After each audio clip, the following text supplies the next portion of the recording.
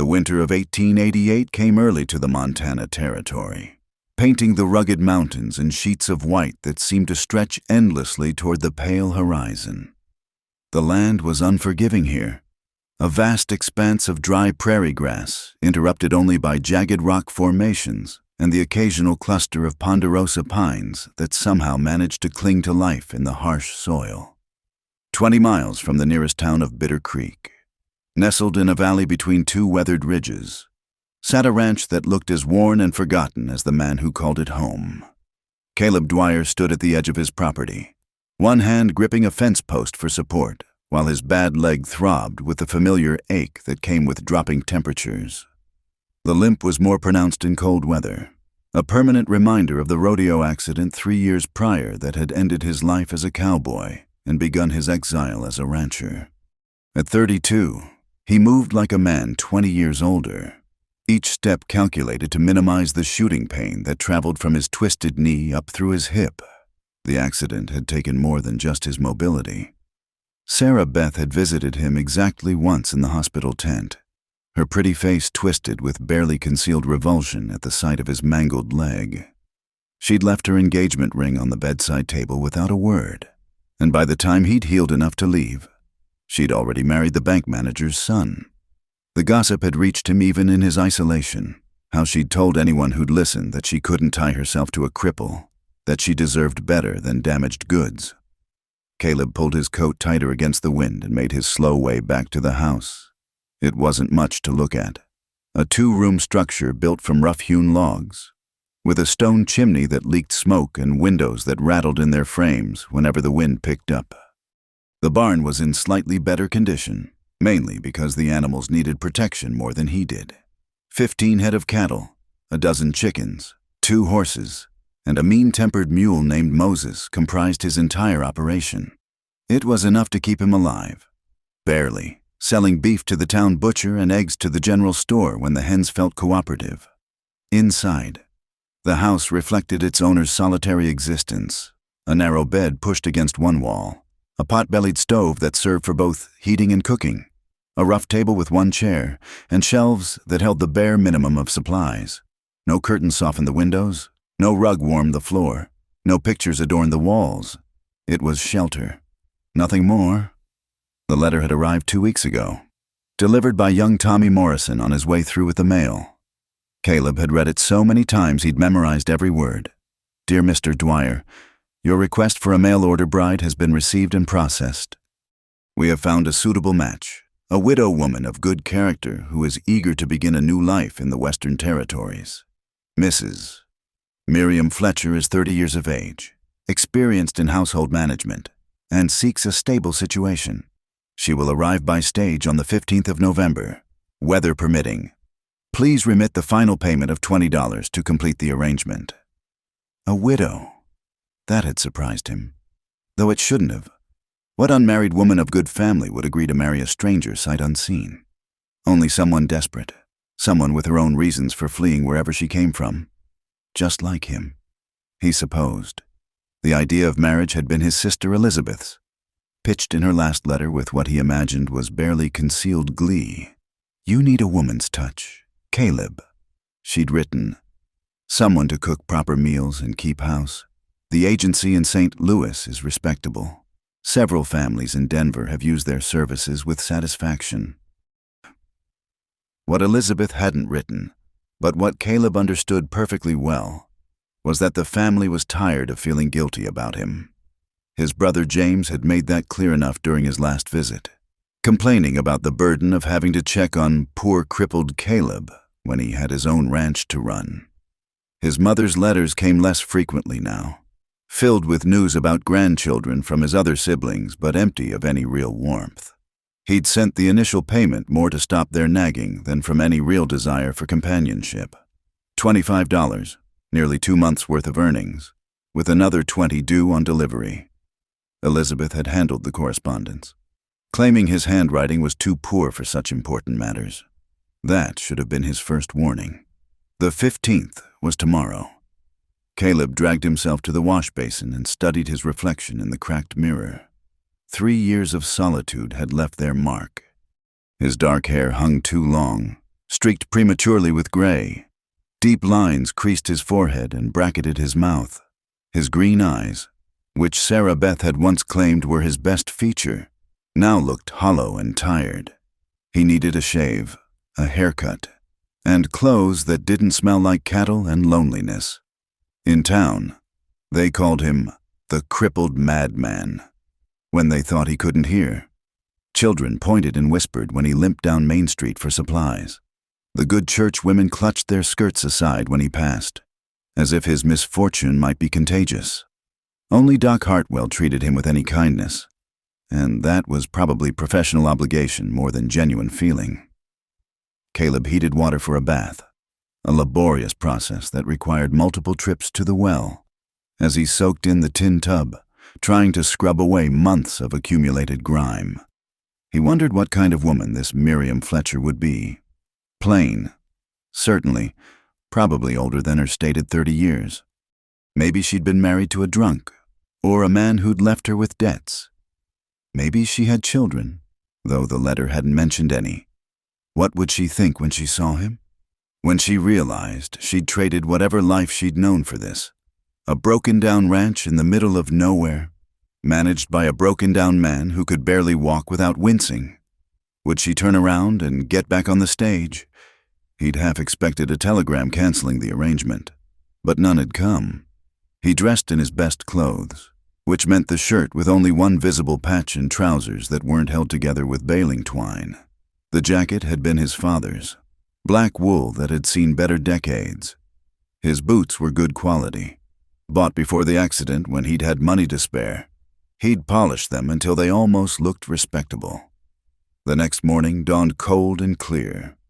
Caleb hitched the wagon, a process that took 3 times longer than it should have, his bad legs screaming protests as he struggled with the harness. Moses the mule lived up to his temperament, fighting every step until Caleb was sweating despite the frigid air. The ride to town was agony. Every bump and rut sent lightning through his leg, and by the time he reached Bitter Creek's main street, his hands were shaking from gripping the reins so tightly. He was early. The stage wasn't due until noon, so he tied up outside Hartwell's office and limped inside. "Caleb," the doctor greeted him, looking up from his medical journal. "Leg giving you trouble?" "Some." Caleb lowered himself carefully into a chair. "Got any of that laudanum?" Hartwell frowned. "You know what I've told you about that stuff. It's not meant for daily use." "I'm not asking for daily use. Just, today's a particular day." The doctor's expression softened. "I heard you were expecting a bride." "Whole town's talking about it." Of course they were. Privacy was a luxury Bitter Creek didn't offer. "Just give me enough to get through the afternoon. Doc, I'll pay." Hartwell measured out a small dose. "This is the last time. Caleb, you need to accept that the pain is part of your life now. Masking it with opiates won't change that." Caleb knocked back the bitter medicine without comment.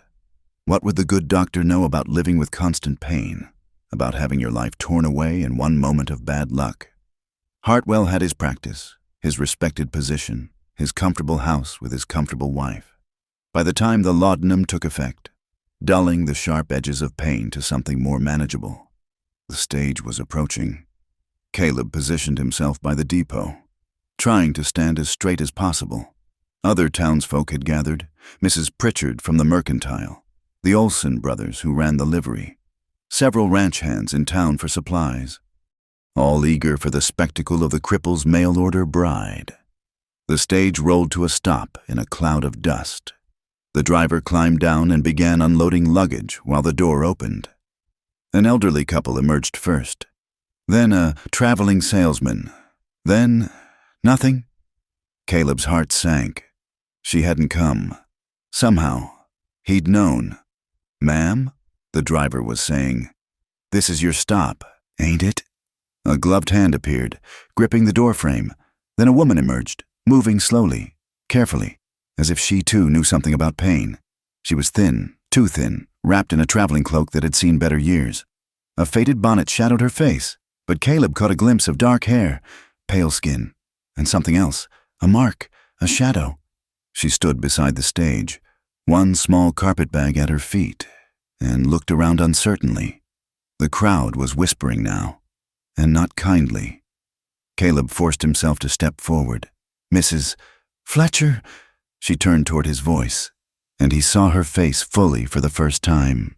A scar, faded but unmistakable, ran from her left temple down across her cheek. Her eyes, brown, enormous in her thin face, met his with a mixture of fear and resignation. "Mr. Dwyer?" Her voice was soft, barely audible above the wind. He nodded, suddenly unable to speak. This was Elizabeth's joke. Then, this was what his family thought he deserved. A scarred woman for a crippled man. The perfect match. Behind him? Someone snickered. "Looks like the cripple got what he paid for." Miriam Fletcher flinched as if she'd been slapped. Her gloved hands tightened on her bag. But she didn't run. She just stood there, waiting, as if she'd been through this before and knew there was nowhere to go but forward. Caleb found his voice. "Let me take your bag." He reached for it, nearly stumbling as his bad leg betrayed him. She moved quickly to steady him, her hand on his elbow for just a moment before pulling back. "I can manage," she said quietly. They stood there, two damaged people surrounded by the cruel curiosity of strangers, each silently taking the measure of the other. "Finally." Caleb gestured toward the wagon. "It's a long ride back to the ranch," he said. "We should go." She nodded and followed him, her gait slightly uneven, a subtle limp he recognized from his own experience with pain, as he helped her into the wagon, trying not to show how much the effort cost him. He caught her scent, soap and something else, something like dried flowers or old books. The crowd parted to let them through, voices following in their wake. "Lord have mercy, did you see her face? What kind of woman agrees to marry a stranger anyway? Matches made in heaven, more like matched in hell." Caleb's jaw tightened, but he kept his eyes forward. Beside him, Miriam sat perfectly still, hands folded in her lap, bonnet pulled low. Neither spoke as they left Bitter Creek behind. Two outcasts beginning a journey neither had chosen, but both had nowhere else to go. The mountains watched their departure with indifference, snow-capped peaks catching the afternoon light. Somewhere in the distance, a wolf howled, lonely, defiant, and utterly wild, just like the land that would now be their shared exile. The journey back to the ranch stretched endlessly before them, 20 miles of rutted trail that wound through sagebrush and rock. Neither spoke for the first hour. The only sounds, the creak of wagon wheels and Moses's occasional snort of displeasure. Miriam sat rigid beside him, her hands clasped so tightly in her lap that Caleb could see the tension even through her worn gloves. He stole glances at her when he thought she wouldn't notice. The scar was more pronounced in the harsh afternoon light, a pale line that disrupted what might have once been a pretty face. She was younger than he'd expected, perhaps truly 30 or even less. Her dress was clean but threadbare, carefully mended in several places. Everything about her spoke of poverty faced with dignity, of making do with less until less became nothing. "There's a blanket behind the seat," he said finally, noticing her slight shiver. "Wind gets cold through the pass." "Thank you." She reached back carefully, movements precise and controlled. When she settled the blanket around her shoulders, he caught that scent again. Lavender. He realized, some small luxury she'd managed to preserve. How long have you lived here?" Her voice was stronger now, though still quiet. 3 years. Bought the land after—" He paused, unwilling to discuss his accident with a stranger. "After I left the rodeo circuit." She nodded as if she understood the weight of unfinished sentences. They lapsed back into silence, but it felt less strained now. The trail began its gradual climb into the foothills, and Caleb had to concentrate on managing Moses through the rougher sections. His leg was beginning to throb again as the laudanum wore off, but he kept his expression neutral. When they finally crested the ridge that overlooked his valley, he pulled Moses to a stop. "There," he said, pointing. "That's the ranch." Miriam leaned forward slightly, studying the view. The house looked even smaller from this distance, a dark speck against the vast landscape. The barn was more visible, and the cattle dotting the pasture like scattered stones. No trees softened the starkness. No garden suggested a woman's touch. "It's peaceful," she said carefully. "It's isolated," he corrected. "Nearest neighbor is 8 miles. Town's a half-day journey. As you saw, nothing but wind and weather most days." She turned to look at him then, really look at him, and he saw something flicker in her brown eyes. "Relief?" "Good," she said simply, and he wondered what she was running from that made isolation seem like a blessing. The house looked even shabbier as they approached. Caleb found himself seeing it through her eyes. The missing shingles, the crooked chimney, the front step that sagged under its own weight. He pulled up near the door and climbed down carefully, his bad leg nearly buckling when it hit the ground. Pride kept him from crying out, but he had to grip the wagon wheel for a moment. "Let me help with the horses first," Miriam said, already moving to Moses's head. "Where does he go?" "I can manage." "Please." She looked up at him, and something in her expression stopped his protest. "I grew up with horses. I can help." Together, they unhitched Moses and led him to the barn. Miriam moved with practiced ease around the animal, despite her slight limp. She found the water bucket without being told, checked his hooves for stones, and even gave his neck a pat that made the ornery mule nicker softly. "He likes you," Caleb said, surprised. "He doesn't like anyone. Animals know when someone means them no harm." She wiped her hands on her skirt. Shall I see the house now?" He led her inside, acutely aware of every inadequacy. The main room served as kitchen, dining, and living space all in one. His few possessions looked even more meager in the late afternoon light streaming through the dirty windows. The bedroom, if it could be called that, was barely large enough for the narrow bed and washstand.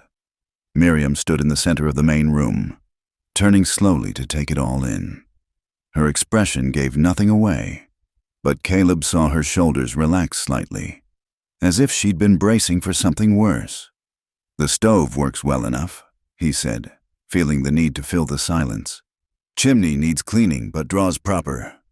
There's a root cellar out back, spring house for keeping things cool. Outhouse is, I can see what needs doing." She removed her bonnet and cloak, hanging them carefully on a peg by the door. In the better light, he could see she'd once been pretty before. Whatever had happened. High cheekbones, delicate features, hair still dark and thick despite being pulled back severely. The scar pulled at the corner of her left eye slightly, giving her face an asymmetrical quality that was unsettling until you got used to it. "Are you hungry?" she asked, already moving toward the stove. "When did you last eat?" He had to think about it. "Yesterday, maybe. Coffee this morning." She made a small sound of disapproval and began investigating his supplies. The shelves yielded little.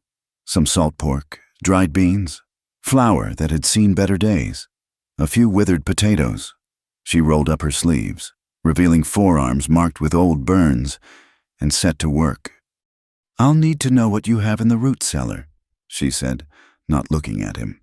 "And when you usually go to town for supplies, is there a garden space, even this late in the year? We could prepare for spring planting." He watched her work, efficient movements that spoke of long practice. She found his one pot, scrubbed it cleaner than it had been in months, and soon had beans soaking. The salt pork sizzled in the pan, filling the room with a smell that made his stomach remember hunger. "There's a flat space behind the house that might work for a garden," he offered. "Never tried it myself." "We'll need to start composting," she said absently, stirring the pot. "Save the wood ash, all the kitchen scraps. Has the ground frozen yet?" "Not deep.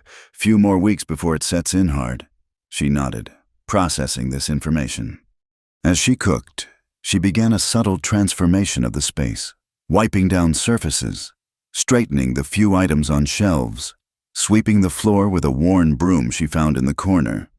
Not obvious cleaning, nothing that suggested criticism, just small improvements that made the room feel less like a cave and more like a home. They ate in silence at the rough table. The food was simple but good, better than anything he'd managed in months. She ate slowly, carefully, as if she'd learned not to trust abundance. When she pushed the last of her portion toward him, he realized she'd given him most of the meal. "You need to eat too," he said. "I had sufficient." She rose to clear the plates. Do you have preferences about household things? Times you like meals, ways things should be done?"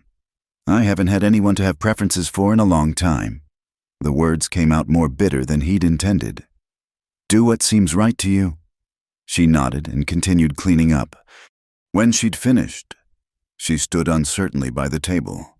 The light was fading, casting long shadows across the floor. The bedroom door stood open, the narrow bed visible beyond. Caleb cleared his throat. "I'll sleep in the barn. Until we know each other better." Relief flickered across her face so quickly he might have imagined it. "That's not necessary. I can—" "The barn's warm enough. I've slept there before when the house got too cold." He stood, ignoring the protest from his leg. "There's extra blankets in the chest. Water in the pitcher should last till morning." He grabbed his coat and headed for the door, pausing when she called his name. "Mr. Dwyer? Caleb?" She stood silhouetted against the window, hands clasped in front of her. "Thank you for not asking questions." He nodded and left, closing the door carefully behind him. In the barn, he made a bed in the empty stall next to Moses, piling hay deep and covering it with horse blankets. His leg throbbed mercilessly now, punishment for the day's exertions. He lay back, staring up at the rafters where owls nested. Through the thin walls, he could hear her moving around the house, the scrape of the water pitcher, soft footsteps on the floorboards, the creak of the bed. Then silence. He wondered if she was lying awake too, staring at an unfamiliar ceiling and questioning the choices that had brought her here. The first snow began to fall near midnight, fat flakes drifting through the gaps in the barn walls. Caleb pulled the blankets higher and tried not to think about the woman in his bed, in his house, in his life now by some twist of cruel fate or cosmic joke. Tomorrow would bring questions, awkwardness, the reality of two strangers trying to build something from nothing. But tonight, for the first time in 3 years, someone else's breathing filled the spaces of his exile, even from the barn, even through walls and distance. He wasn't entirely alone. It was terrifying and comforting in equal measure. When he finally dozed, he dreamed of scarred faces and patient hands, of horses that trusted broken people and beans that tasted like hope. The snow continued to fall, covering the harsh landscape in temporary softness, hiding the wounds of the earth under pristine white. But beneath, everything remained. The rocks, the scars, the damage that no amount of snow could truly erase. Just before dawn, he woke to find Moses had somehow gotten loose and was standing over him, breathing warm air onto his face. Through the barn door, he could see lamplight in the house window. She was awake, probably starting coffee, beginning the strange dance of shared solitude. He rose stiffly, brushed off the hay, and prepared to face whatever came next. Outside, their footprints from yesterday were already vanishing under new snow, leaving no trace of the journey that had brought them together. Only forward remained, into whatever this arrangement would become. The lamp in the window flickered like a beacon, and despite everything, the pain, the uncertainty, the cruel joke of it all, Caleb found himself walking toward it, toward warmth, toward the unknown possibility of home. 2 weeks passed in careful routine. Caleb continued sleeping in the barn despite Miriam's quiet protests, and they developed a rhythm of polite distance. She rose before dawn to start coffee and breakfast. He tended the animals and checked fence lines. They ate together in mostly comfortable silence. She had transformed the house incrementally. Curtains fashioned from flour sacks now covered the windows. The floor gleamed from daily sweeping. And somehow she'd coaxed the temperamental stove into more reliable service. The trip to town for supplies could no longer be postponed. The flour was nearly gone, along with most other staples, and Miriam had made a careful list in neat handwriting that surprised him with its education. I could go alone, Caleb offered that morning, knowing even as he said it how impossible that would be. He couldn't manage loading supplies by himself, not with his leg. We'll go together, she said simply, already reaching for her cloak. It's practical. The ride-in was quieter than their first journey, but the silence felt different now, companionable rather than strained.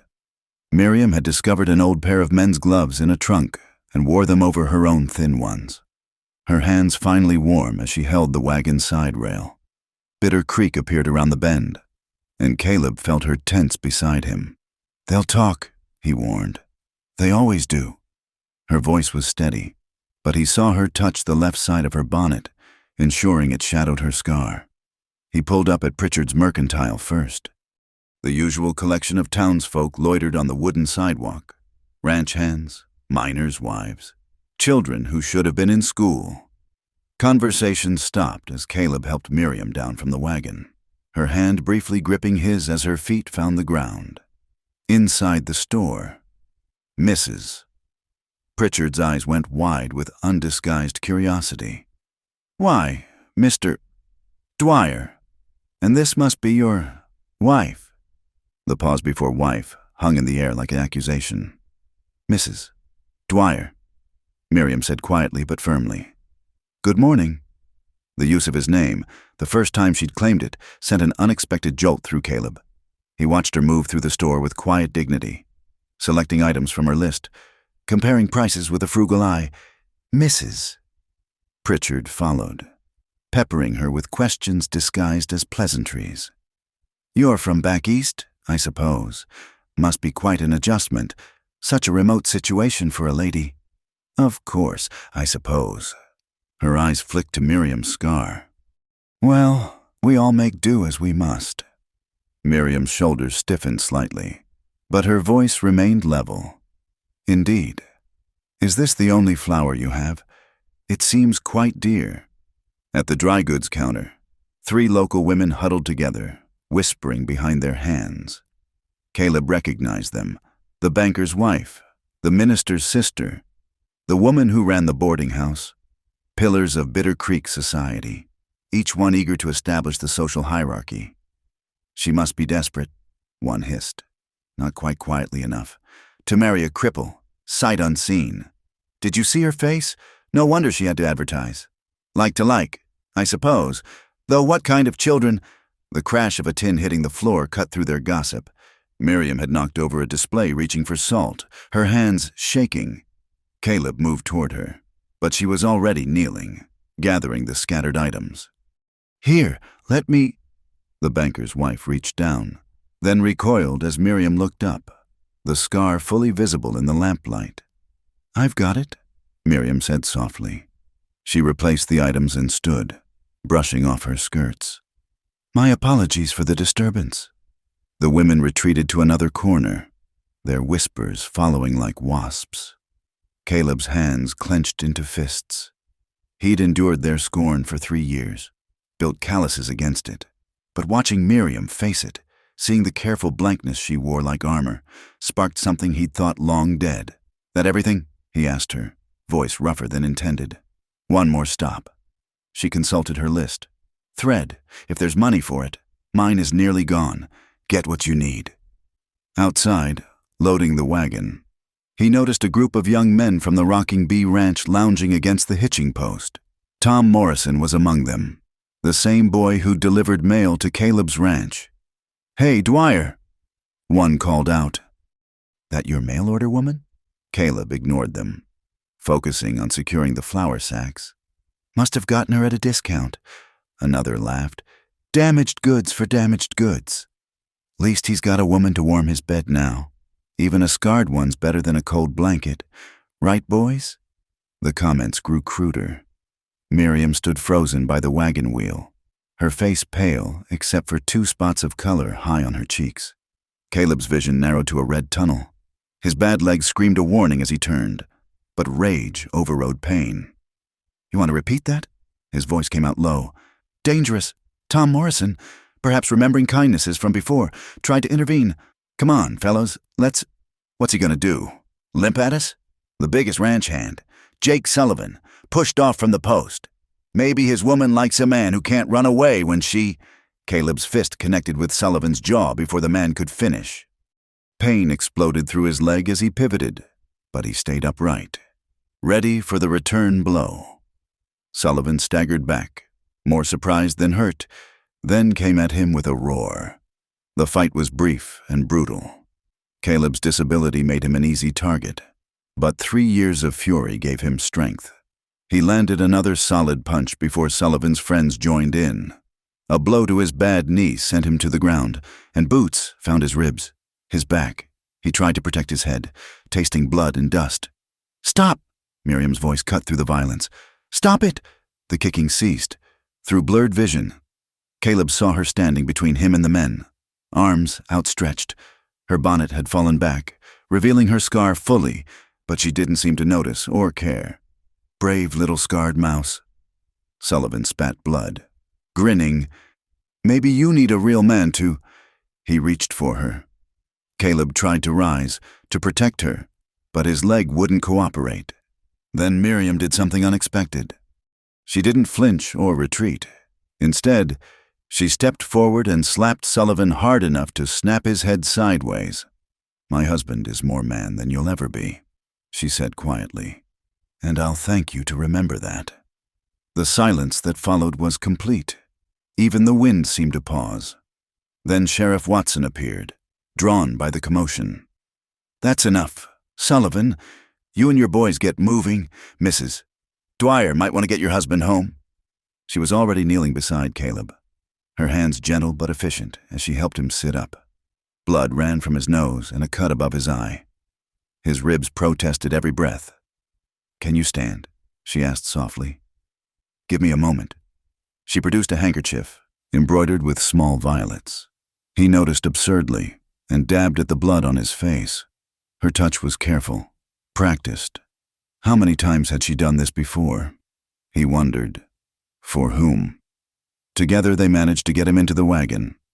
She climbed up beside him and took the reins without asking. Moses, perhaps sensing urgency, actually cooperated for once. As they left town, Caleb caught glimpses of faces in windows, the whole town witnessing his humiliation and her fierce defense. "You didn't have to do that," he said when they cleared the last building. "Neither did you." She kept her eyes on the road. "But thank you. I made it worse. They'll talk even more now. Let them..." Something hard entered her voice. "I've heard worse." They rode in silence for a while. The pain in his ribs made breathing difficult, and his leg felt like it was on fire. But worse was the shame, not of fighting, but of losing, of her having to defend him. "I wasn't always like this," he said suddenly. "Before the accident, I could have taken all 5 of them." "I know. I was good, really good. Had a chance at the championship in Denver before." "I know," she repeated, softer this time. "Mr. T. Dwyer, Caleb, you don't have to prove anything to me." "Don't I? You must wonder what kind of bargain you've made. A crippled husband who can't even protect his wife from insults." She pulled Moses to a stop and turned to face him fully. In the afternoon light, he could see the pattern of her scar more clearly. Not a clean line, but a web of damage, as if from broken glass. "My first husband was whole in body," she said carefully. "Strong, capable of protecting me from everyone but himself. He gave me this." She gestured to her face. "And worse, that doesn't show. When he died of fever, his family blamed me, said I'd poisoned him. Though the whole town was sick, they drove me out with nothing but what I could carry." Caleb stared at her, pieces falling into place. The way she moved so quietly, always aware of where he was. The careful distance she maintained.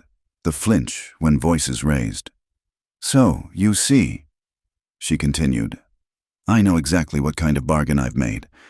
A man who sleeps in the barn rather than assume rights to my bed, who fights for my honor though it costs him, who treats me with more kindness in 2 weeks than I knew in 5 years of marriage." She picked up the reins again. "I'd say I got the better end of the deal." They continued home. the sun dropping low behind the mountains.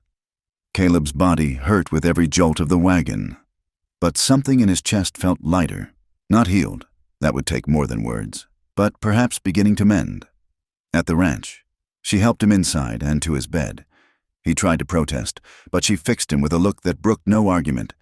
"Let me tend your wounds," she said. "It's the least I can do." She heated water, found clean cloth, and worked with the same gentle efficiency she brought to everything. When she cleaned the cut above his eye, he caught her scent again, lavender and something else, something that might have been hope. "There," she said finally. "The ribs will hurt for a while, but nothing seems broken. You should rest." As she turned to go, he caught her hand. She froze, and he immediately let go. "I'm sorry," he said. Thank you." She looked at their hands, his now resting on the quilt, hers still suspended in air where he'd released it. Slowly, carefully, she placed her hand over his. Just for a moment, just long enough for warmth to pass between them. "Rest," she repeated, and left him in the gathering darkness. That night, for the first time, Caleb slept in his own bed while Miriam took the barn. He protested, but she insisted his injuries needed a proper mattress. Through the window, he could see the faint glow of her lantern in the hayloft. The snow began again near midnight, erasing the day's tracks, but the words lingered. Her fierce defense, her quiet revelation, the weight of understanding between two people who knew what it meant to be broken. In the morning, he would insist on better arrangements, would begin the slow work of building trust from shared pain, would learn to see her scar as she saw his limp, not as damage, but as survival. But tonight, he lay in the dark and thought about the unexpected gift of being known, of finding someone who looked at his brokenness and saw not weakness, but a different kind of strength. Someone who understood that the worst wounds were often the ones that didn't show. The lantern in the barn finally went out, somewhere in the darkness. She was learning the sounds of his exile, Moses' breathing, the settling of old wood, the wind through the gaps in the walls, making it hers, as she'd already begun to make his house a home. Tomorrow would bring new challenges. The town would talk. Winter would deepen. The strange dance of two wounded souls learning to move together would continue. But tonight, they were no longer alone in their damage. And that, Caleb thought as sleep finally took him, was its own kind of healing. The weeks following the incident in town brought a shift in their careful dance. Caleb insisted on returning to the house, while Miriam took the small lean-to attached to the kitchen that he'd used for storage. They cleaned it out together, and she transformed it into modest but comfortable quarters with her gift for making something from nothing. One evening, as November deepened toward December, they sat by the stove after supper. Miriam was mending one of his shirts while he worked on repairing a bridle. The domesticity of it struck him, how natural it had become to share these quiet hours. "Tell me about the rodeo," she said unexpectedly. "If you want to." He looked up from the leather in his hands. She'd never asked about his past directly before, just as he'd never asked about hers. But something in the way she didn't look at him, focusing instead on her neat stitches, made it easier. "Started when I was 15. He began slowly. "Ran away from home to join a traveling show. My father was difficult. Thought ranching was the only honest work. And here I was wanting to ride bulls and wild horses for prize money." "Were you good?" "I was. No point in false modesty about it. Had a way with the mean ones. The horses nobody else could stay on for more than a few seconds. Made a name for myself on the circuit. Caleb Dwyer, the man who could ride the devil himself." He gave a bitter laugh. "Should have known pride goes before a fall." "What happened?" He set down the bridle, his fingers automatically going to his bad knee. "Big competition in Colorado Springs, $1,000 purse. More money than I'd ever seen. Drew a horse called Widowmaker, stupid name. But he'd earned it. Thrown 6 men already. Broke one fellow's arm." She looked up then, her brown eyes patient, waiting. "I almost had him. 8 seconds came and went. Crowd was screaming. Then he did something I'd never seen. Threw himself backward. trying to crush me against the fence. I should have jumped clear, but I was cocky. Thought I could ride it out. His hand tightened on his knee. Leg got caught between him and the post. Heard it snap like kindling. Then he rolled. And he shrugged. Woke up 3 days later. Doctor said I was lucky to keep the leg at all. Your family didn't come? Elizabeth did, eventually. Told me father said I'd gotten what I deserved. Mother sent a Bible with verses about obedience marked. James sent nothing. He picked up the bridle again. Sarah Beth was there every day at first, bringing flowers, reading to me, then less, then not at all. The woman who was your sweetheart? He nodded. Couldn't blame her. Really, she was young, beautiful. Had her pick of men? Why saddle herself with a cripple? Miriam's needle paused. Because love isn't about what someone can do for you. It's about who they are. Pretty words. True words. She resumed sewing. Though I learned them too late. They sat quietly for a moment. The fire crackled in the stove, and outside, wind rattled the windows. Finally, emboldened by her own openness, he asked, "Will you tell me about him? Your husband?" Her hand stilled again. For so long he thought she wouldn't answer. Then, "Samuel Fletcher. I was 17 when my father arranged the marriage. He owed money. Samuel owned the mill. Simple transaction." Her voice was carefully neutral, as if discussing someone else's life. Samuel was 20 years older, set in his ways, particular about things. The scar. 3 years in, I burned the roast on Easter Sunday. We were having the minister and his wife for dinner. Samuel was displeased. I tried to fix it, to make something else, but there wasn't time. When the guests arrived and saw the poor meal, he smiled and made excuses, said I was still learning. She set down the mending, her hands folding in her lap.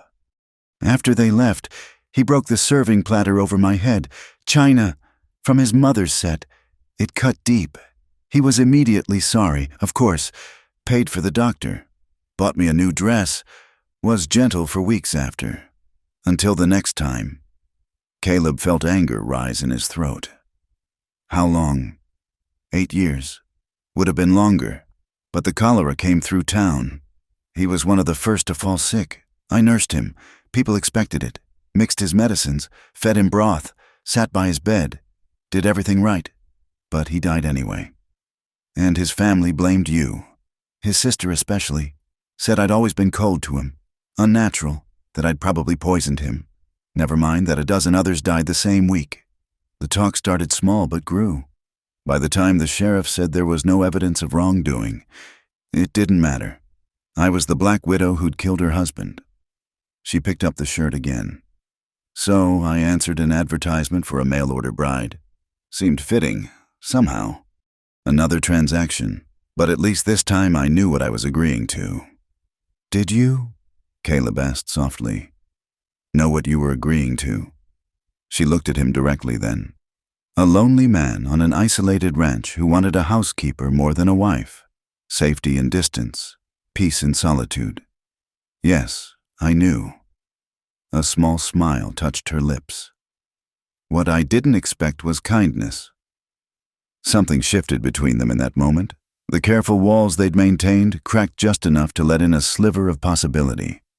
Caleb found himself studying her face, seeing past the scar to the woman beneath. There was strength there, hard-won and carefully guarded. Beauty, too. Not conventional, perhaps, but the kind that came from surviving and choosing to remain gentle despite it all. I dream about him sometimes, she said suddenly. Samuel, that he's not really dead, that he's coming to take me back. I wake up and don't know where I am for a moment. Is that why you cry at night? She looked startled. You've heard? Thin walls. I've wanted to, but I didn't know if you'd welcome. He struggled for words. Comfort from a stranger?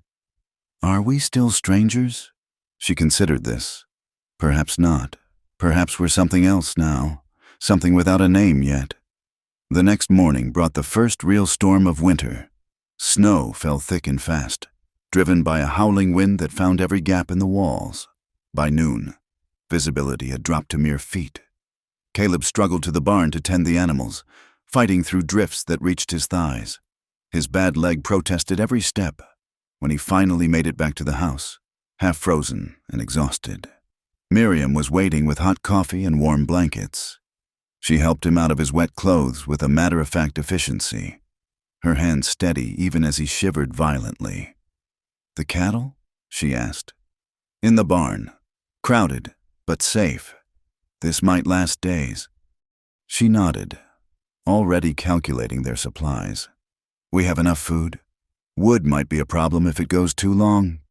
They spent the afternoon bringing in as much firewood as they could manage, working together in wordless coordination.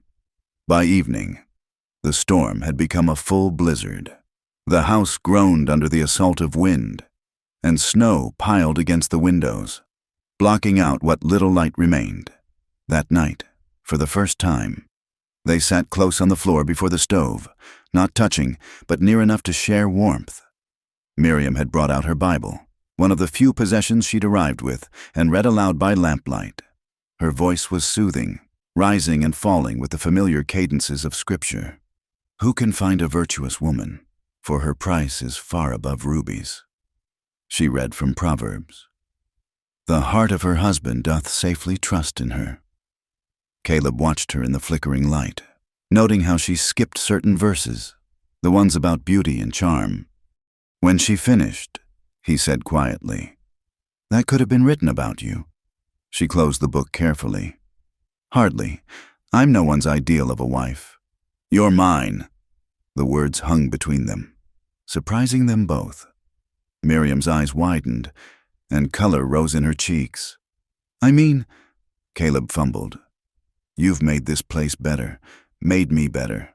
I don't know what I expected when I sent for a bride, but—" He stopped, frustrated by his inability to say what he meant. "Caleb." She said his name like a question, like a possibility. He reached out slowly, giving her time to pull away, and took her hand. Her fingers were calloused from work, but gentle in their stillness. They sat that way for a long moment, hands clasped, hearts racing with a terrifying promise of connection. "I'm frightened," she whispered. "So am I. What if we hurt each other? What if we don't?" She squeezed his hand once, then let go. "It's late. We should sleep." But neither moved. The storm raged outside, sealing them in their small world of warmth and light. Finally, Miriam shifted closer, just enough that her shoulder touched his. They sat that way, not speaking, not moving beyond that single point of contact, until the fire died low and exhaustion claimed them. Caleb woke hours later to find her asleep against his shoulder. Her face was peaceful, the lines of worry smoothed away. Carefully, trying not to wake her, he pulled a blanket over them both. She murmured something in her sleep and turned into him, her hand coming to rest on his chest. He lay still, afraid to break the spell. Outside, the storm continued its fury. But inside, something had shifted. Not love yet, that would take time. Trust built slowly on a foundation of shared understanding. But the possibility of it, delicate as frost on a window pane, beautiful and terrifying in its fragility. When morning came, they would pull apart, return to careful distances and polite conversation.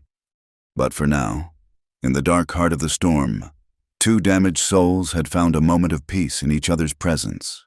It was enough. It was everything. The blizzard lasted 3 days. By the time it ended, something fundamental had changed between them. They moved around each other with new awareness, hands brushing as they passed dishes, eyes meeting across the room with questions neither was ready to voice. The house felt smaller, warmer, charged with unspoken possibility. On the 4th morning, Caleb woke to brilliant sunshine and the sound of Miriam humming in the kitchen.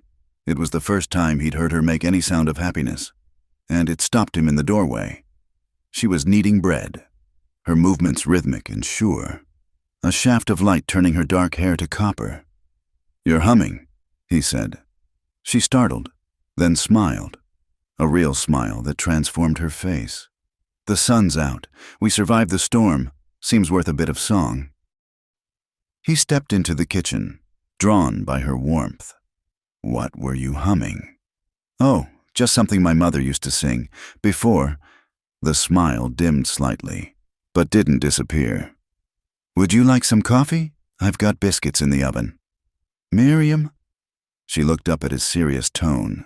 He stood before her, flour on her hands, hope and fear warring in her eyes. Slowly, giving her every chance to step back, he reached out and touched her face. His thumb traced the line of her scar with infinite gentleness. You're beautiful, he said simply, scars and all. Tears filled her eyes. Caleb, I mean it, every word. She covered his hand with her floury one, pressing it against her cheek. They stood that way, balanced on the edge of something profound, while the coffee bubbled and the biscuits filled the air with warmth and promise. Outside, the world was transformed under its blanket of snow. Inside, two hearts began the careful work of healing, one tender moment at a time. The days after the storm brought a new rhythm to their lives.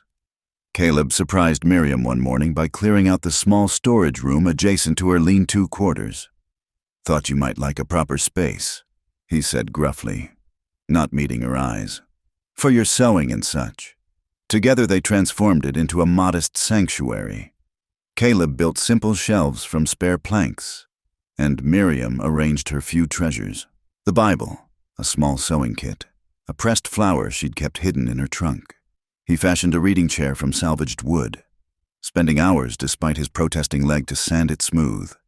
You didn't have to do this, she said when it was finished, running her hands over the armrests. Wanted to. He shifted his weight, suddenly shy. Everyone needs a place that's theirs alone. She understood what he wasn't saying, that he knew about needing space to breathe, to exist without judgment or expectation. That evening, she surprised him in return by baking a cake with their precious sugar reserves. For the new room, she explained, though they both knew it was for more than that. December deepened, bringing shorter days and longer evenings by the stove. They developed a comfortable routine. Caleb would work on repairs while Miriam sewed or read aloud. Sometimes they talked, sharing small pieces of their histories. Other times they simply existed in companionable silence. One night, as Miriam darned socks, she began humming again. The melody was haunting, minor-keyed and melancholy. Caleb recognized it as an old hymn his mother used to sing. Come, ye sinners, poor and needy, he said softly. She looked up, surprised. You know it? My mother sang it, before things went bad between us. He set down the harness he'd been mending. She had a beautiful voice, used to fill the whole house. What happened? If you don't mind saying. Caleb considered how much to reveal. I was the youngest, supposed to follow in Father's footsteps, take over the ranch. But I wanted more, different. Started sneaking off to local rodeos when I was 12. Father caught me eventually. His jaw tightened at the memory. Took a strap to me, said I was bringing shame on the family name. But you kept going. I did, got better at hiding it. Then, when I was 15, a traveling show came through, real professional outfit. They offered me a job, and he shrugged. Left in the night, didn't say goodbye. Miriam's needle paused. That must have been hard, being so young, alone, freeing, more like, at least at first.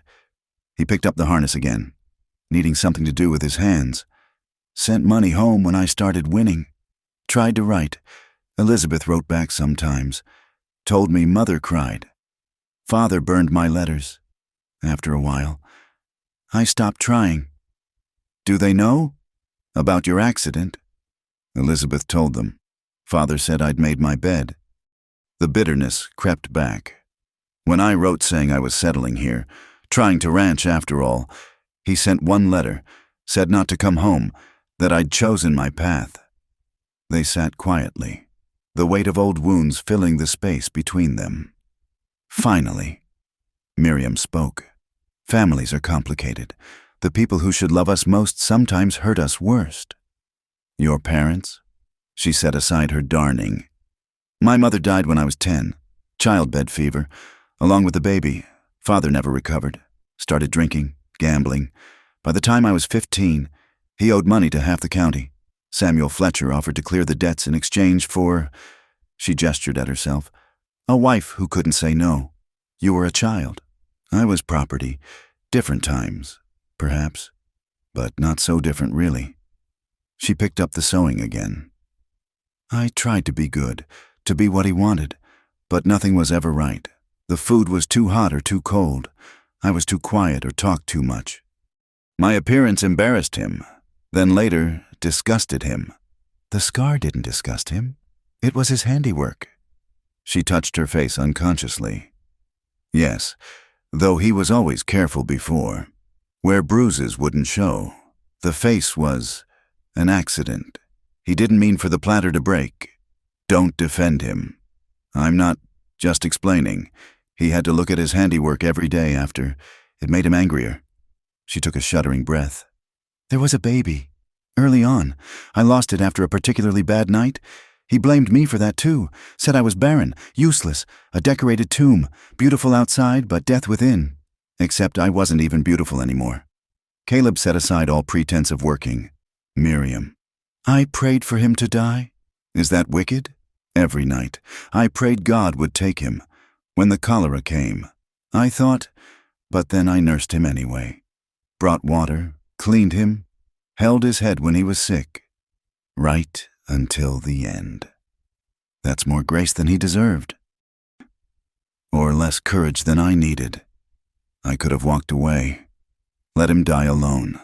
Instead, I played the dutiful wife to the last. She gave a bitter laugh. And got called murderer for my troubles. The fire crackled, sending shadows dancing across the walls. Outside, a wolf howled in the distance, lonely and wild. Caleb rose, ignoring his leg's protest, and moved to sit beside her on the floor. Not touching, but close enough that she could feel his warmth. We're a pair, aren't we? He said finally. Both of us carrying ghosts. Perhaps that's why we fit. She looked at him sideways. Two broken pieces that make something almost whole. He wanted to touch her then, to pull her close and promise that the ghosts would fade, that they could build something new from the wreckage of their pasts. But he understood the value of patience, of letting trust grow slowly like spring grass through snow. Instead, he said, "Will you sing it? The hymn?" She looked surprised, then pleased. My voice isn't what it was. Doesn't matter. She began softly, uncertainly at first. Come, ye sinners, poor and needy, weak and wounded, sick and sore. Her voice grew stronger as she continued, filling the small room with unexpected beauty. Caleb closed his eyes, letting the words wash over him. When she reached the chorus, he found himself joining in, their voices blending in the darkness. I will arise and go to Jesus. He will embrace me in his arms. When the last note faded, they sat in silence that felt holy. Then Miriam did something unexpected. She leaned against his shoulder, just slightly, the barest whisper of contact. Thank you, she whispered. For what? For seeing me, not the scar, not the gossip, me. He turned his head, breathing in the scent of her hair. Thank you for the same. They stayed that way until the fire burned low, neither willing to break the spell. When they finally parted for the night, something had shifted again. The walls between them were growing thinner, worn down by shared pain and tentative hope.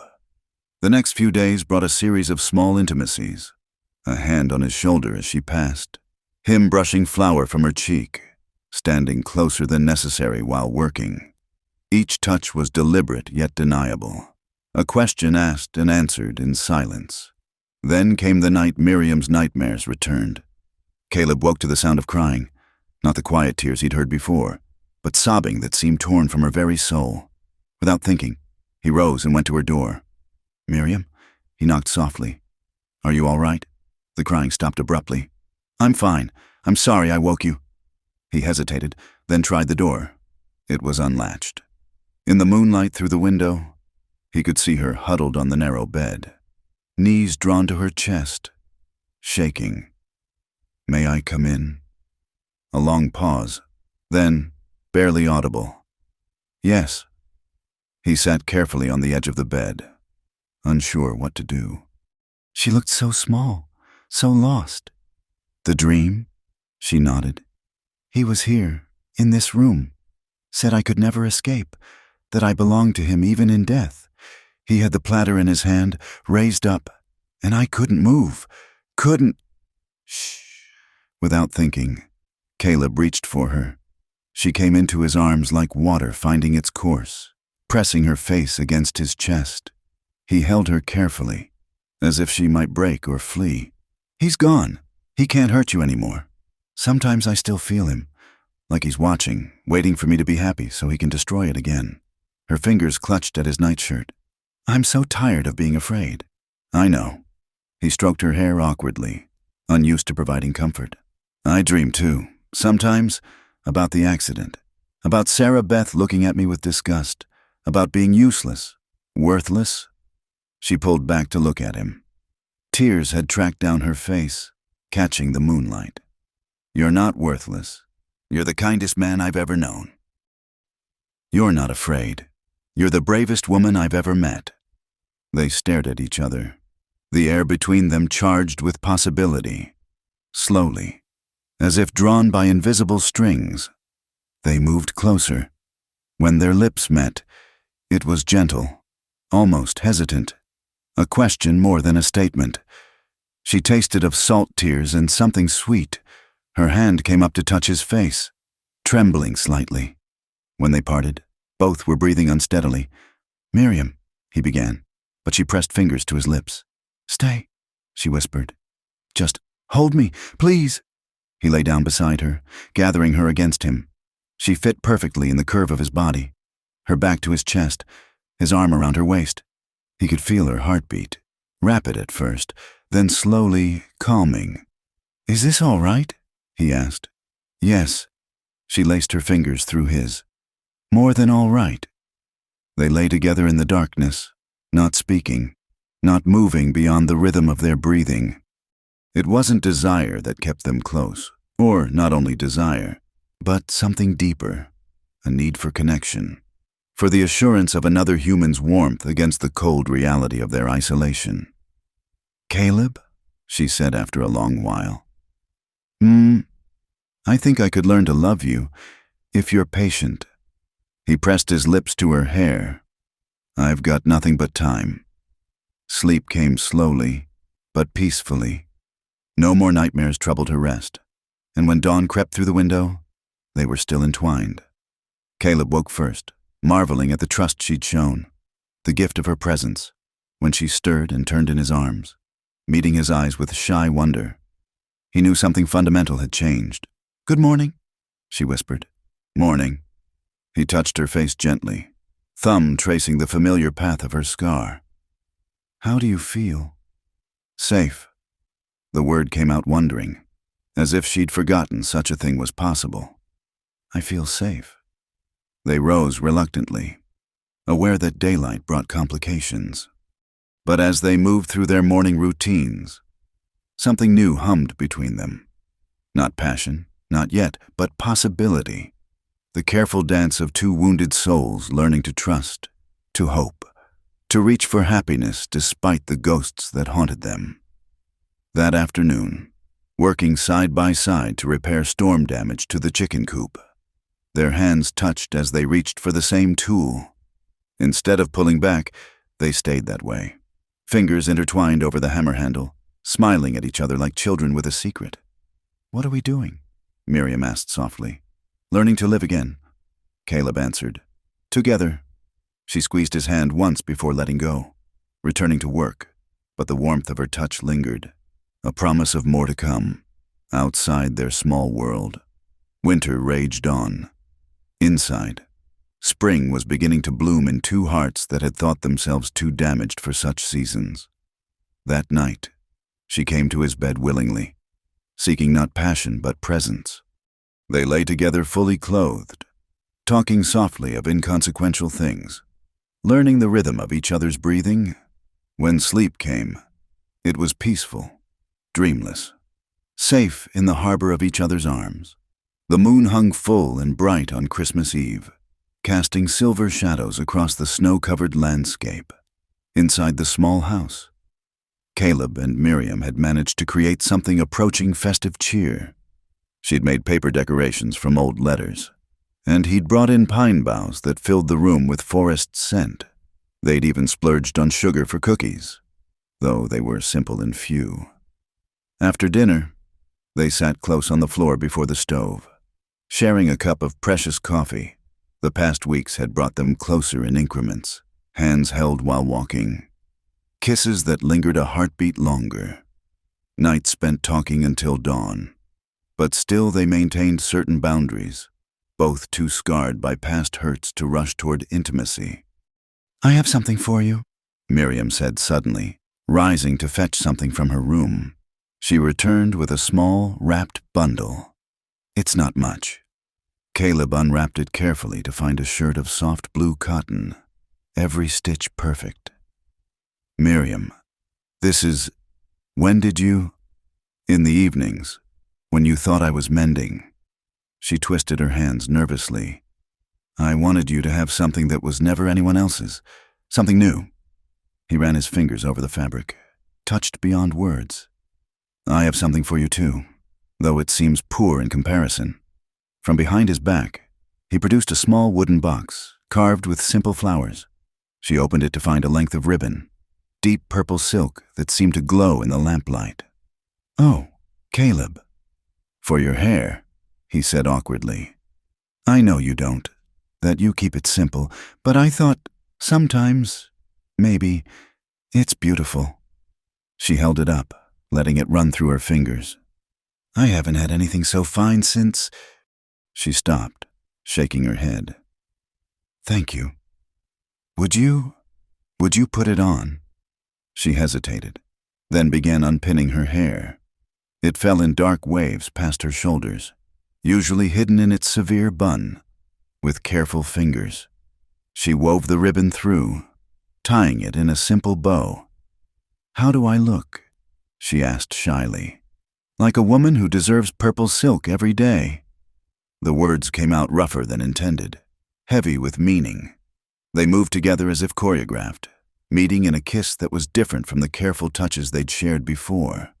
This had heat beneath the tenderness, promise beneath the patience. Her hands came up to frame his face, and he pulled her closer, feeling the rapid beat of her heart against his chest. When they parted, both were breathing unsteadily.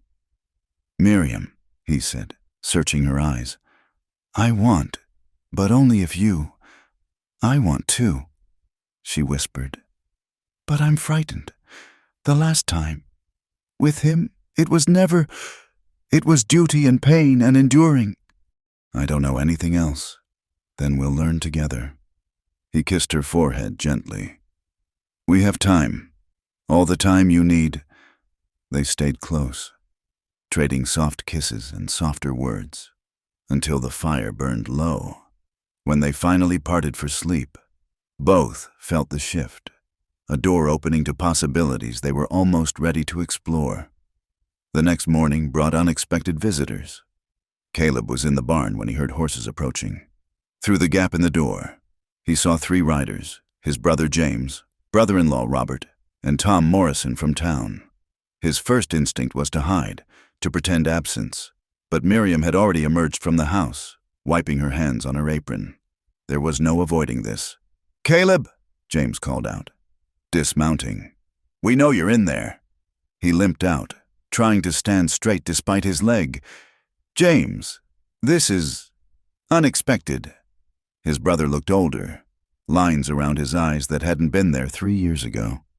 "Heard you got married? Thought we should pay our respects." The words sounded civil enough, but Caleb heard the undertone. They'd come to gawk, to confirm the gossip about his ugly bride. "Gentlemen," Miriam said quietly, "would you care for coffee?" Robert, Elizabeth's husband, actually recoiled slightly when he saw her face fully. Tom Morrison had the grace to look ashamed, but James just stared with frank assessment. "So, you're the bride," James said. "The family was curious." I imagine they were.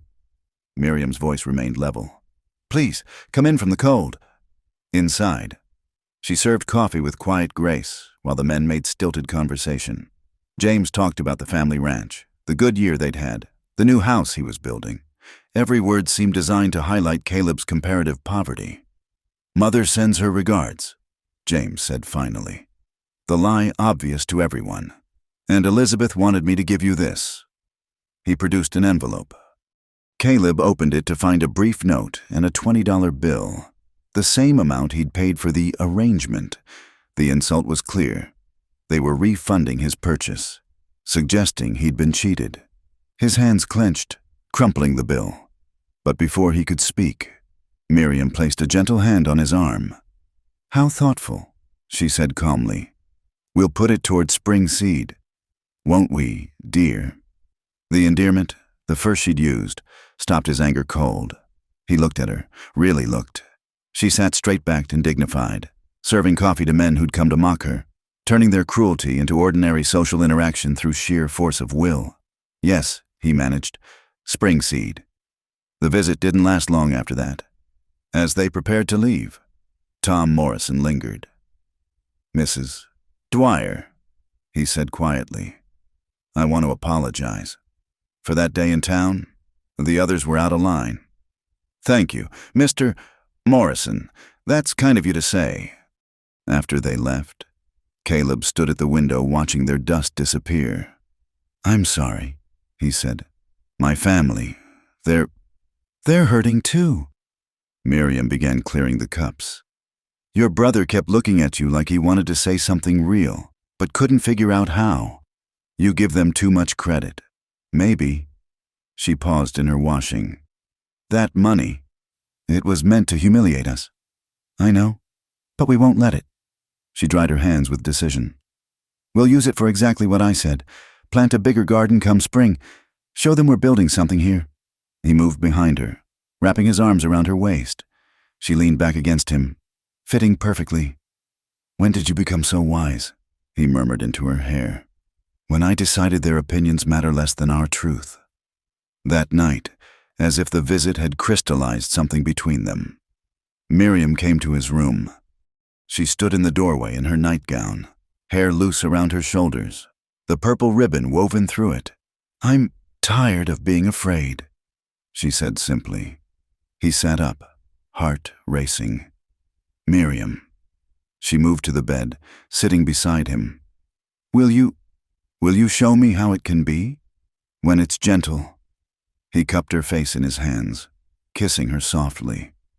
Only if you promise to tell me if anything frightens you, if you need to stop. I promise. What followed was a slow exploration of trust made physical. Every touch was a question, every response an answer. He showed her tenderness she'd never known existed, and she offered him a vulnerability that humbled him.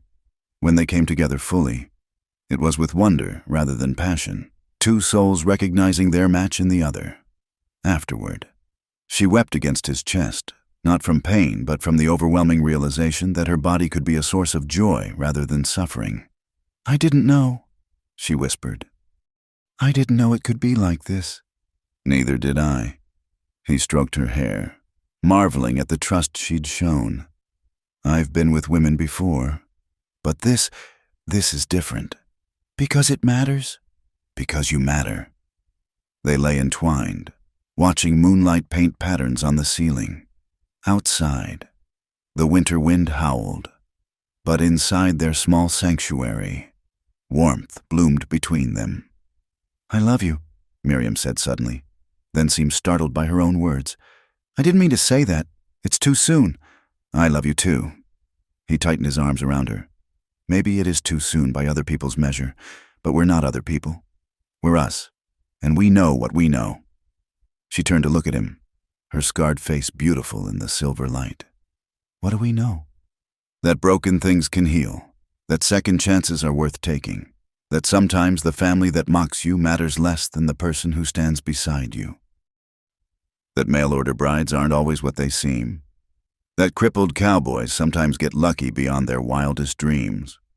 She kissed him then, deep and sure, and they loved again with more confidence. learning the map of each other's needs. When dawn came, finding them still wrapped together, neither felt the need to move. "Your family will talk," she said eventually. "The whole town will know by tomorrow that they visited, saw us together. Let them talk." He traced patterns on her bare shoulder. "We know the truth." "And what's that?" "That Caleb Dwyer, the crippled madman, convinced the finest woman in the territory to marry him. That Miriam Dwyer, the scarred widow, brought a dead man back to life. That sometimes what starts as a cruel joke becomes the greatest gift." She smiled against his chest. "I like that truth." "So do I." They rose eventually, moving through their morning routines with new awareness. Every casual touch sparked memory of the night's intimacies. When Caleb struggled with his boots, his bad legs stiff from cold, Miriam knelt to help without being asked. When she reached for something on a high shelf, he was there behind her, steadying her with hands that knew her body's geography. That afternoon, working together to tend the animals, they moved in easy synchronization. Tom Morrison rode by on some errand and saw them laughing together by the barn. Caleb's arms around Miriam as she tried to dodge a handful of snow he threatened to drop down her collar. The young man smiled and rode on, carrying news of a different sort than what the gossips expected. As evening fell, they stood together watching the sun set behind the mountains. Miriam wore the purple ribbon in her hair, and Caleb wore his new blue shirt. They looked like what they were, two people who had found home in each other against all odds. "No regrets?" he asked, pulling her close. "None," she answered, turning in his arms. "You?" "Only that it took so long to find you. Perhaps we weren't ready before. Perhaps we needed to be broken first, to appreciate being whole." "Speaking of whole," he grinned suddenly, youthful joy transforming his weathered features. "Think we could try for that family everyone assumes we can't have?" She blushed, but met his eyes steadily. "I'd like that, though I'm past 30, and with my history." "We'll try," he said firmly. "And if we can't, we'll build our family another way. The trying will be its own reward." "Scandalous talk. Mr. Dwyer. From a scandalous marriage. Mrs. Dwyer." They kissed as the last light faded. Two souls no longer broken but forged stronger at the mended places. Inside, their bed waited, warm with promise. Outside, the world could gossip and judge as it pleased. They had found their truth, and it was enough. Spring arrived slowly to the Montana territory, creeping up through melting snow and the first brave shoots of grass. Miriam's letters to other widows had begun to bear fruit. She'd started a correspondence circle, sharing advice and comfort with women in similar circumstances. Caleb had built her a proper writing desk from salvaged barn wood, and she spent evenings crafting careful responses to women seeking hope. "Listen to this," she said one April morning, reading from a letter. "Mrs. Paulson from Nebraska says her new husband treats her with such kindness she sometimes can't believe it's real. She thanks me for giving her courage to try again." Caleb looked up from mending a bridle. "How many is that now?" 12 women who found new situations, good ones, where they're valued. She set the letter aside, glowing with quiet satisfaction. "It matters, knowing you're not alone in your struggles. You've built something important." He crossed to kiss her forehead. "My wife, the matchmaker and counselor." "Hardly that, just someone who understands." The transformation in Miriam over the winter months had been remarkable. The constant wariness had faded, replaced by a quiet confidence. She moved through their small domain with purpose, no longer apologizing for taking up space. Her scar remained, would always remain, but she'd stopped trying to hide it. Some days, Caleb forgot it was there at all, seeing only the woman who sang while she worked and laughed at his terrible jokes. Their trip to town for spring supplies came on a brilliantly clear morning. The usual stares and whispers greeted them, but something had shifted. Perhaps it was the way they walked together, her hand tucked confidently in his arm. Perhaps it was the obvious contentment they radiated. Whatever the cause, the hostility had muted to curiosity. At Pritchard's Mercantile, Mrs. Pritchard actually attempted conversation. That's a lovely shawl. Mrs. Dwyer, did you make it yourself? I did, thank you. Miriam's response was gracious but reserved. Trust would take longer to build than a single pleasant exchange. They were loading their wagon when Doc Hartwell approached. Caleb, Mrs. Dwyer, might I have a word?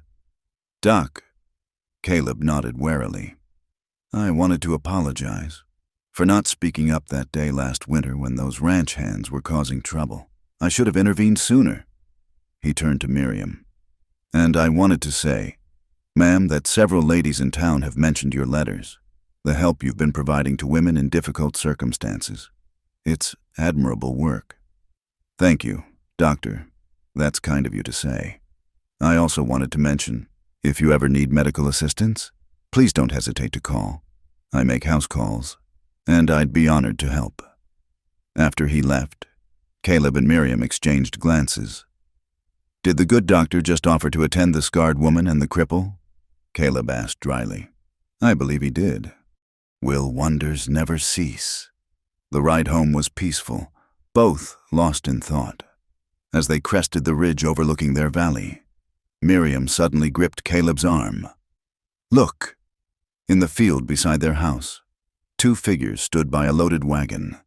Even from a distance, Caleb recognized the upright posture, the silver hair. Your parents. Miriam breathed. His hands tightened on the reins. We don't have to— Yes, we do.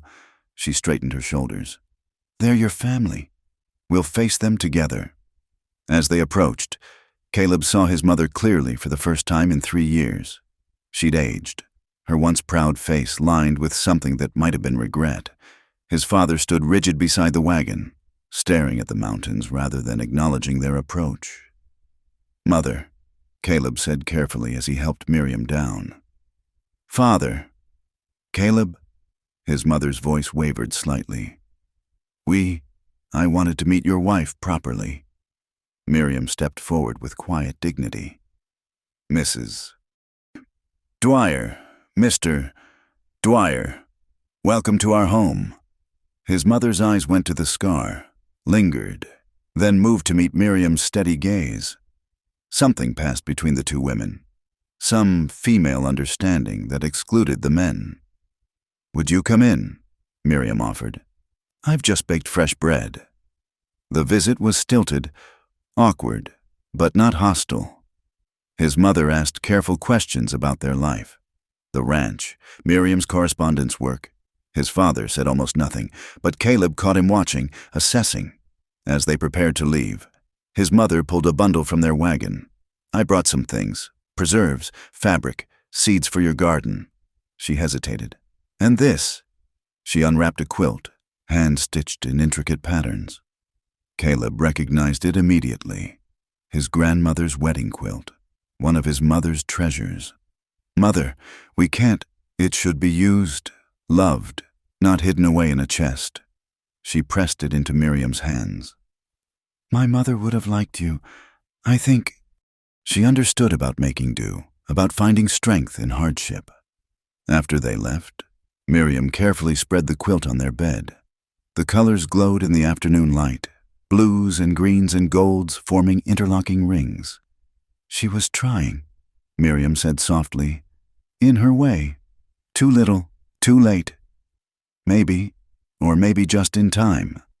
She touched his face. Forgiveness isn't for them. You know, it's for us, so we don't carry the poison of anger forever. That night, lying beneath his grandmother's quilt, Caleb thought about forgiveness, about families, about the strange paths that led to redemption. Miriam curled against him, one hand resting over his heart, and he knew she was right. The anger was too heavy to carry forever. May brought the spring gathering, an annual event where ranchers from across the territory came to trade, socialize, and compete in various contests. Caleb had avoided it since his accident, but Miriam convinced him they should go. We're part of this community whether they accept us or not, she argued.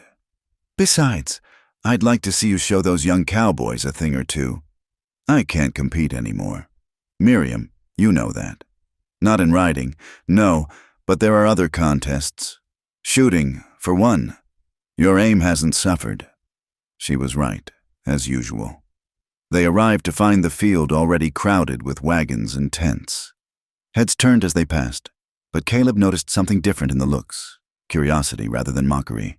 Assessment rather than dismissal. The shooting competition drew a large crowd. Caleb entered almost reluctantly, but once he had the rifle in his hands, muscle memory took over. Despite his leg, his stance was solid, his eye true. He placed second, beaten only by a young sharpshooter from Wyoming. "Still got it. Dwyer," someone called out. And there was respect in the tone, but the real revelation came during the social dancing that evening. The musicians struck up a waltz, and couples began forming. Caleb and Miriam stood at the edge, watching. "I can't dance properly anymore," he said quietly. "The leg won't, then we'll dance improperly." She took his hand, leading him to a quiet corner where they could move without scrutiny. "Put your weight on me when you need to. I'm stronger than I look." They swayed together, finding their own rhythm that accommodated his limitation. Other couples glanced their way, but, for once, the looks seemed more envious than pitying. Here were two people obviously in love, creating their own dance despite everything. "Mrs. Dwyer," a young woman approached hesitantly as the music ended. "I'm Anna Morrison, Tom's sister.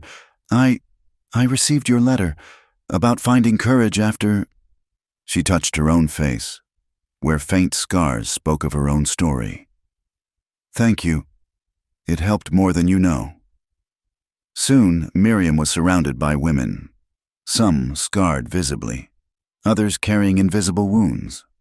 They spoke quietly, earnestly, about survival and hope and second chances. Caleb watched from nearby, pride swelling in his chest. His wife, his beautiful, scarred, incomparable wife, had become a beacon for others navigating similar darkness. On the ride home, Miriam was quiet, overwhelmed by the connections she'd made. "I never thought," she said finally, "that my scars could be a blessing. But those women, they saw me and thought, if she can find happiness, maybe I can too. You give them hope. We give them hope. They see us together and know that broken people can build something whole." She leaned against his shoulder. "That banker's wife actually spoke to me, apologized for her behavior last winter, said she'd been wrong to judge. Small miracles. Not so small. Every person who sees us differently, who questions their assumptions. That's how the world changes, one heart at a time." As they crested their ridge, home coming into view, Miriam suddenly gripped his arm. "Caleb, I have something to tell you." He looked at her, saw the mix of joy and fear in her eyes. "What is it?" "I'm fairly certain. That is, I believe." She took a breath. "I'm with child." The reins fell from his nerveless fingers. Moses, for once cooperative, simply stopped and waited. We're... Yes." She twisted her hands nervously. "I know we hoped, but I'm past 30. And with my history—" He silenced her with a kiss that was part joy, part reverence, part terror. "How long?" 2 months. I think maybe a bit more. I wanted to be sure before." She searched his face. "You're happy?" "Happy doesn't begin to cover it." He touched her still flat belly with wonder. "A baby. Our baby." "I'm frightened," she admitted. "What if something goes wrong? What if I lose this one too? Then we'll face it together. But Miriam, don't borrow sorrow. Right now, today, we're having a child. Let's be grateful for that." She nodded, tears slipping down her cheeks. "A child who'll grow up seeing both of us whole, not broken, who won't know that scars or limps mean less worthy of love." They made their way home in a daze of possibility. That night, Caleb insisted Miriam rest while he made dinner, a laughable attempt that resulted in burned beans and undercooked biscuits. But they ate it together by candlelight, planning a future that suddenly seemed expansive with promise. "We'll need to add onto the house," he said. "A proper room for the baby. And fix the roof. Can't have leaks with a little one." Doc Hartwell said he makes house calls. We'll have him come when the time gets close. My correspondence ladies will send advice. Mrs. Goldman has 6 children. She'll know everything. They talked until late, weaving dreams from hope and determination. Outside, spring peepers sang their ancient song of renewal. Inside, 2 people who'd thought themselves too damaged for such gifts marveled at the miracle taking root between them. As they prepared for bed, Miriam stood before the small mirror, hands smoothing over her still flat stomach. Caleb moved behind her, arms encircling her waist. "You're beautiful," he murmured. "Both of you." She met his eyes in the reflection, the scarred woman and the crippled man who'd found each other against all odds, who'd built love from loneliness, hope from heartbreak. "We did it," she whispered. "We made a life worth living." "No," he corrected gently. "We made a life worth sharing, and now we get to share it with someone new." They stood together in the lamplight, looking not at their scars but at their faces transformed by joy. Tomorrow would bring challenges, the pregnancy, the ranch work, the continued navigation of a community learning to see them differently. But tonight, they were simply 2 people in love, carrying the promise of new life, proof that even the cruelest jokes could become the greatest blessings. December came again to the Montana Territory, but this winter brought no loneliness to the small ranch in the valley. The house had been transformed, a new room added for the baby, the roof properly repaired, glass windows that didn't rattle in their frames, but more than the physical improvements. The home radiated warmth that had nothing to do with the well-stocked wood pile. Miriam sat in her handcrafted chair by the window, knitting tiny garments while snow fell softly outside. At 7 months pregnant, she moved carefully but with none of the fear that had marked her early weeks. Doc Hartwell visited monthly, assuring them that everything progressed normally. "You're strong," he'd told her on his last visit. "Both you and the baby, I see no cause for concern." Caleb worked nearby, carving a cradle from pine he'd selected and dried himself. His hands, once used to breaking broncos, now shaped smooth curves for their child's first bed. The irony wasn't lost on him.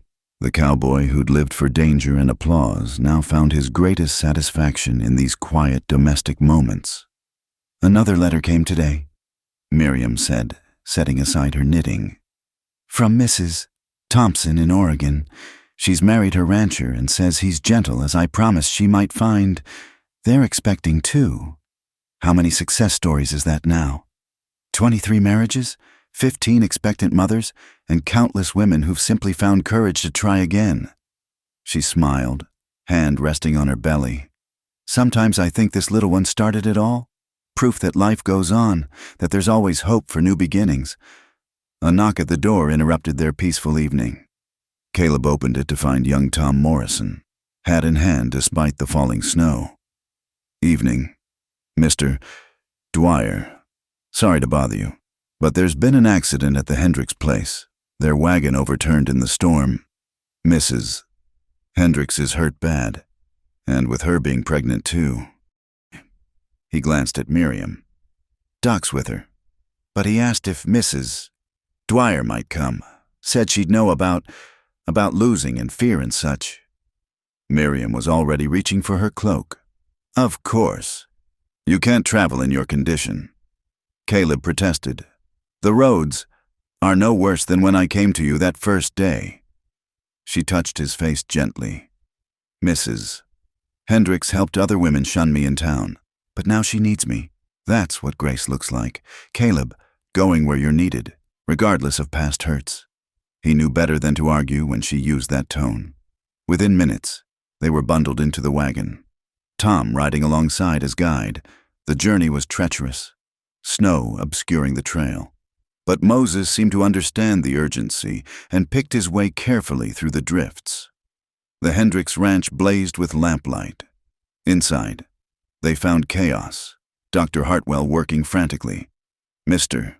Hendricks pacing, children crying in the corner. Mrs. Hendricks lay pale and still on the bed, her pregnant belly a mound beneath blood-stained quilts. "Thank God," Doc Hartwell said when he saw Miriam. I've stopped the bleeding, but she's terrified. Won't let me examine her properly. Keeps saying she's being punished. Miriam moved to the bedside without hesitation. Mrs. Hendricks, Sarah, it's Miriam Dwyer. Can you hear me? The woman's eyes fluttered open, focusing with difficulty. You came, after how Why would you come? Because I know what you're feeling right now. The fear that you're losing everything, that it's somehow your fault. Miriam took her hand gently. But you're not alone. I'm here, and we're going to get through this together. For the next hours, Miriam became the bridge between the terrified woman and the doctor's necessary ministrations. She spoke quietly of her own loss, her own fears, normalizing the terror while encouraging hope. When Sarah cried that God was punishing her for her cruelty, Miriam spoke of grace and redemption, of how pain could teach compassion if we let it. By dawn, the crisis had passed. Mother and baby would survive, though Sarah would need weeks of bed rest. As they prepared to leave, Sarah clutched Miriam's hand.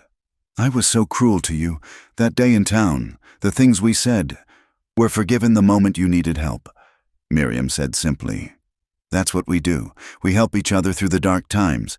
Past mistakes don't matter when someone's in pain. The ride home was quiet, exhaustion settling over them.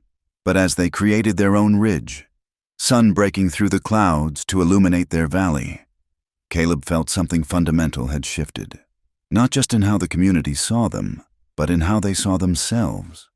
You were magnificent, he told Miriam as he helped her down from the wagon. Sarah Hendricks will never look at you the same way.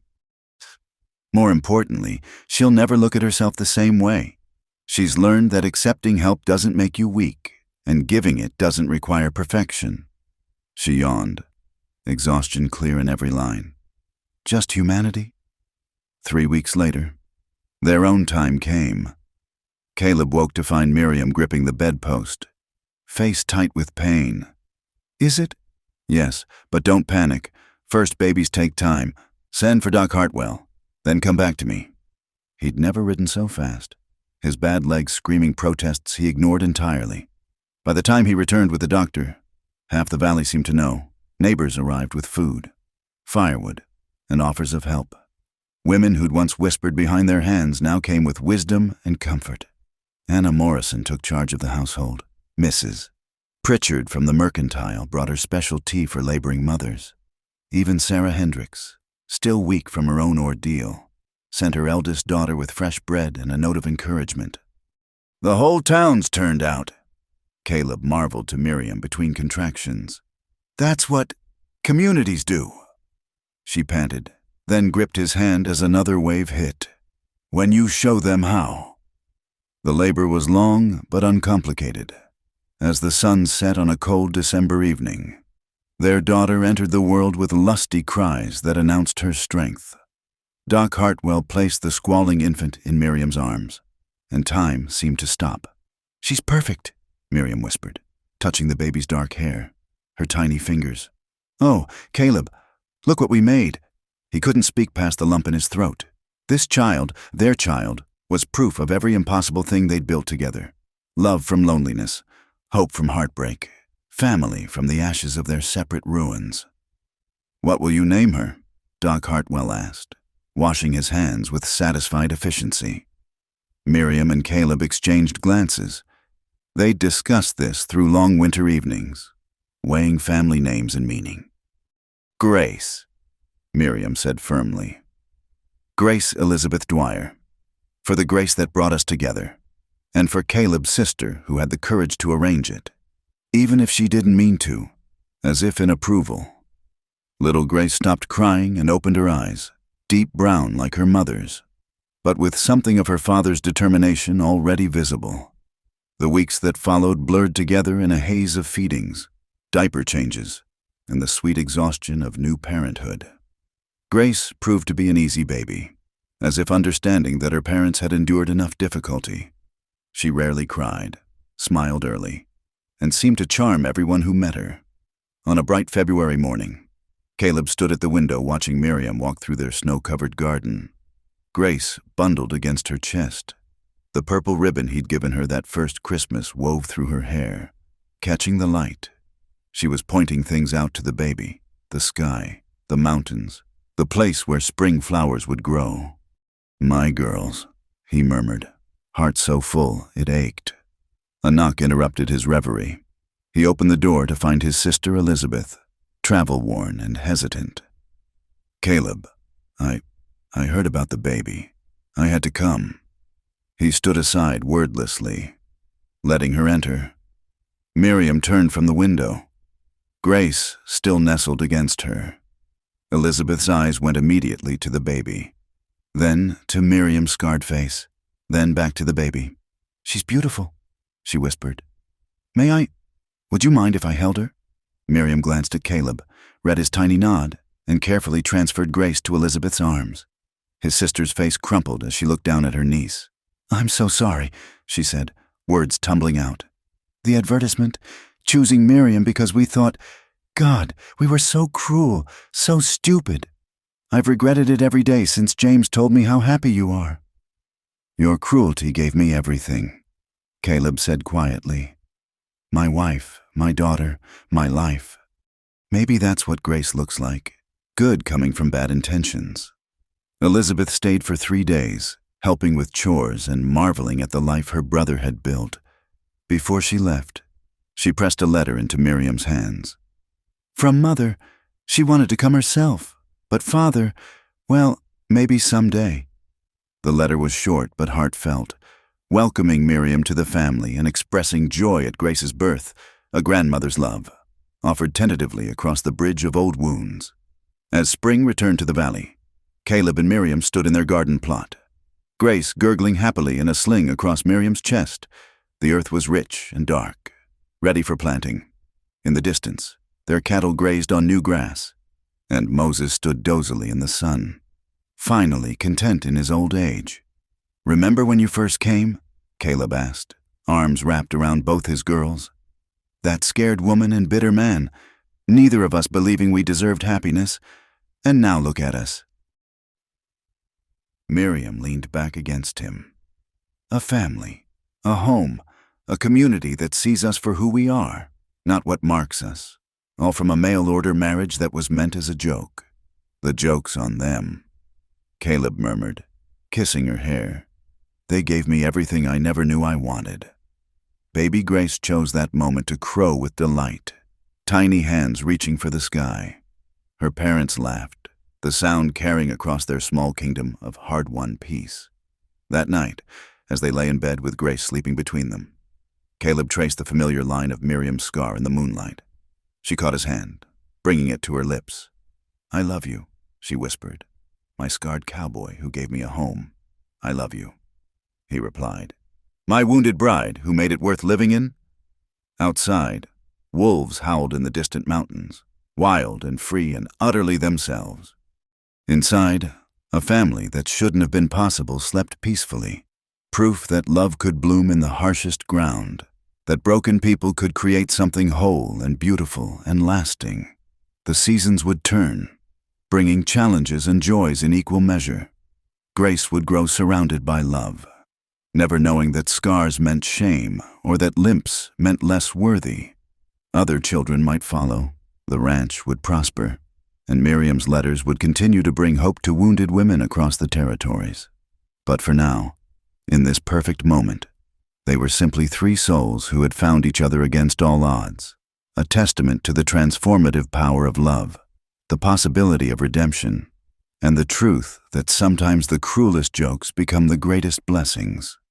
In the morning, there would be chores and feeding and all the ordinary miracles of their extraordinary life. But tonight, they held each other close and marveled at the unexpected gift of happiness, hard-won and all the more precious for the journey it took to find it. Thank you for listening to this Wild West love story. If you enjoyed following Caleb and Miriam's journey from loneliness to love, please share where you're listening from in the comments below. I'd love to connect with fellow Western romance enthusiasts. Don't forget to subscribe to the From Wild West channel for more tales of courage, redemption, and unexpected love in the American frontier. What did you think of their story? Did it touch your heart as it did mine? Share your thoughts below.